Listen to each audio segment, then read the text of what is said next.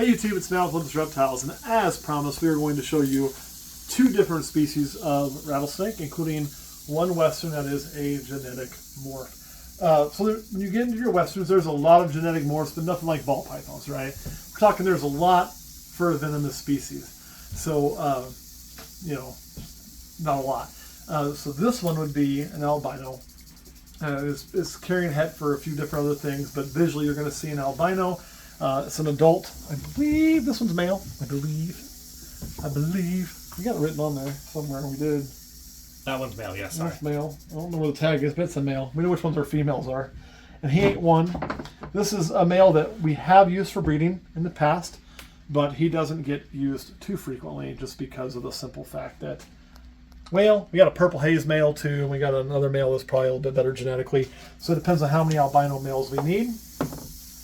And he's not usually going to be, his number usually doesn't get called. Oh my goodness gracious. Come on. No, go down.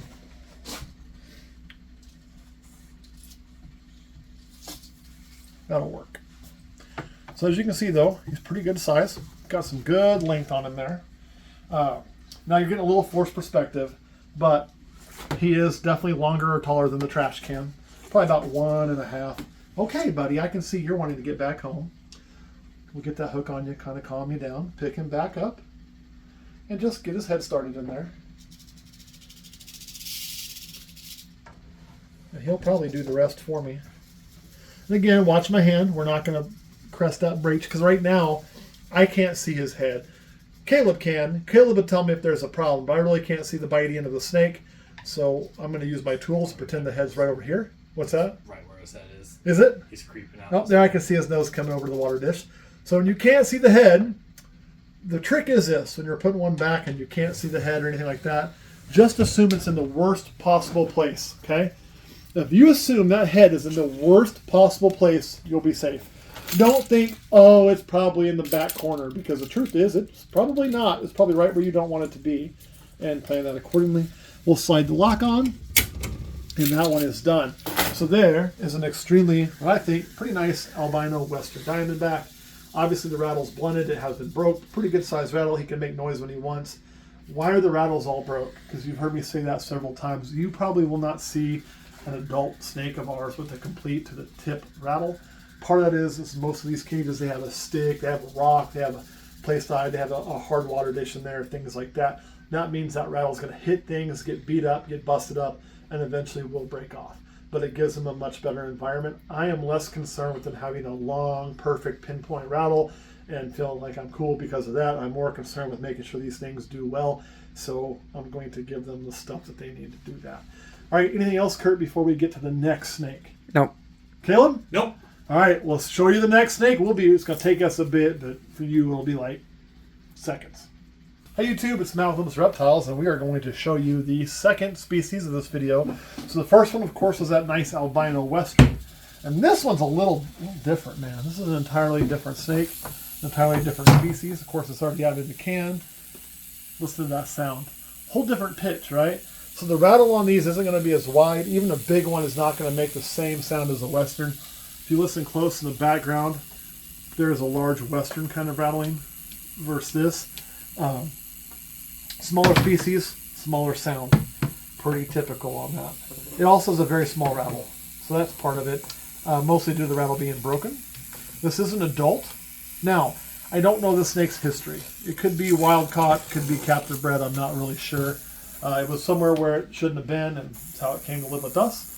So this is really healthy, already eating pretty well, Arizona blacktail. It doesn't eat every time we feed it. It's a little bit hit and miss, but we have got multiple meals in it.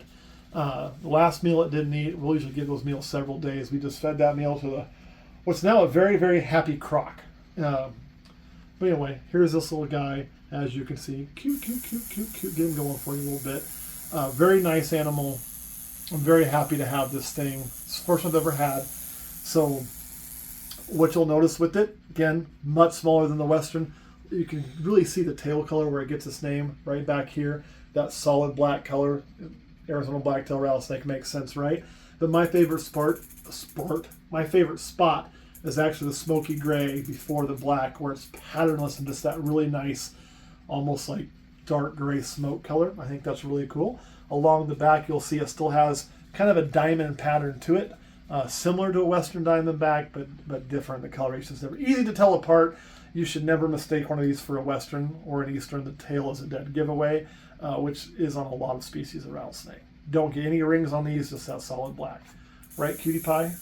Yeah. And this thing has been pretty gentle since we've had it. It's never really given us any problems. And then you can really see that pattern on this back. And the part you're seeing now isn't too diamondy, but when you get back through here, you can really see where the diamonds begin to really show up, where it's kind of similar. But and then there's that smoky gray section I was talking about. And then, of course, you get the jet black. So really cool animal. I really, really dig it. Get a bit of that on there. We'll close that up. And we are all done. So there you go. What you've seen today in the last two videos is some of what we'll go through in a matter of a Venomous cleaning day. We have another one coming up. We may not film that one. We're going to go through the rest of them. Caleb and I will together. Not filming obviously speeds up the process. But in this set of films, well, you see all two videos, we did 4 different snakes. And what that encompasses is not much different than a ball python, right? We're going to pull the snake out. We're going to go through everything, clean it. There's a little more junk to clean in these because we got them kind of like, display set up.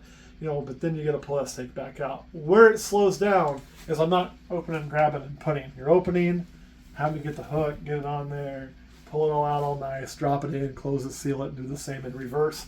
You will, if you keep these, get pretty quick at it. But the trick is the game should never be about speed. Okay? You don't want to do this. I'll never fuck with these guys when it's like, oh man, I've only got 10 minutes. I got to get this done. Because if you get in a hurry, that's when you make mistakes. This needs to be slow, methodical, thought through every time. That's the way you work venomous snakes. It's not about speed. It's not about showing off. It's not about who's got the biggest balls or who does the dumbest crap. It's about keeping you, which means the rest of the hobby, safe by not doing dumb shit, not getting yourself bit, not getting others bit, and doing it the right way. So, Kurt, anything you want to add? No. Any questions? No. All right, well, you try to think of one, because that's what you've done. Okay, did you find the... Damn it, there it is! Did you find any more teeth? We did. We found a tooth in the albino, which is this one here, which is this is going to be a fun comparison, because I haven't got to do this yet. And then over here, come here, you.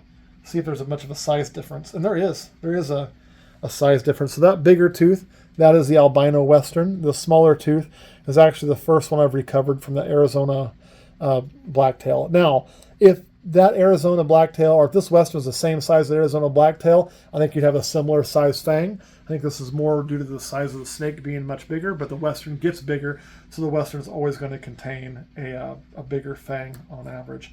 So these will go into our for sale bin. I have sell another baboons for one price and then all others for another. Yes. I have another question. That's great. I like So those questions. in the world of rattlesnakes and fangs, does size matter? It does, actually. Where size matters is when these things bite stuff, and no, Kurt's making a dick joke, but you guys, I wish you could see how proud he is of himself and how hard he's trying not to laugh audibly so it's on camera. You guys don't understand that dude's humor, man. I'm telling you, it's great. But it does matter because they may have to go through clothes of a person or through the thick skin of some of the hoofed animals.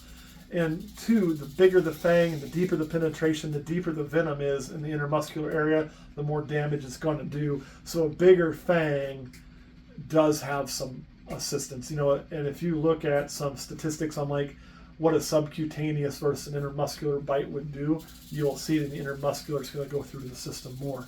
So being able to get deep into that muscle tissue does make a difference. The gaboon viper having the longest has been known where it can actually penetrate elephant hide, where a western could not do that. So it just get venom in the skin that wouldn't even get underneath it and likely would just cause some local problems that peter out. So they need to be able to go through all the hair, skin, and get into the muscle to really be super effective with that mostly hemotoxin. Neurotoxin probably not as important in this, but these guys are going to be mostly a hemotoxic. A lot of else actually carry a whole cocktail of shit, but it mostly leans towards the hemo. Caleb, anything you want to add? Nope. All right, Kurt, that was a fabulous question, even though you meant it as a joke. Anything else? All right, guys, thanks for watching. And on that note, it always Like they may tell you it doesn't, but remember, size always does matter at least a little bit. All right, guys, we will catch you all later.